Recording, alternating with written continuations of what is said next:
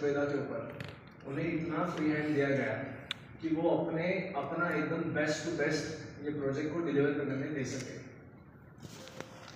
Right from Shitesh Agarwal sir, who is designer architect of this project, to Symbiosis based हमारा जो landscape designer है वो, and us, we are doing our best to deliver this project and to satisfy the wants of Shubh team. So yeah, that's the reason we are together since long years. And I'm felt very overwhelmed right now, as I don't have any more words to express. I'll just say कि ये शुभवेदा जो है ये एक journey है, lifestyle end वैदिक lifestyle जो जहाँ पे बोलते हैं हम वेदा, तो वेदा क्या है? ये एक जीने का तरीका है, ये एक लाइफस्टाइल है. सो वेदांचं जे अर्थ आहे ते ज्ञान, ते जगणं, जगावं कसं हे वेदांमधून आपण शिकतो.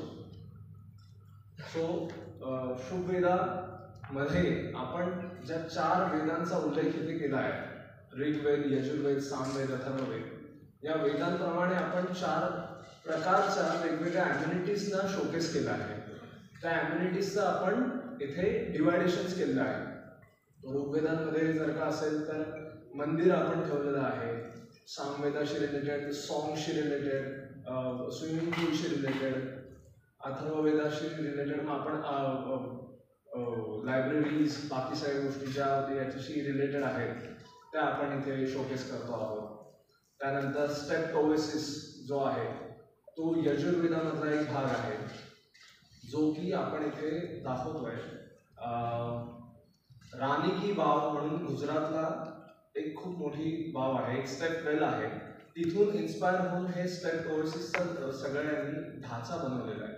सो या ढाच्यातून आपल्याला कळतं की how greenery will stand and how greenery life will are be.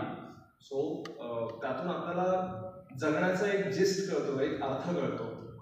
So basically हा सगळा जो अनुभव आहे हा अनुभव आपण इथे देतोय लोकांना.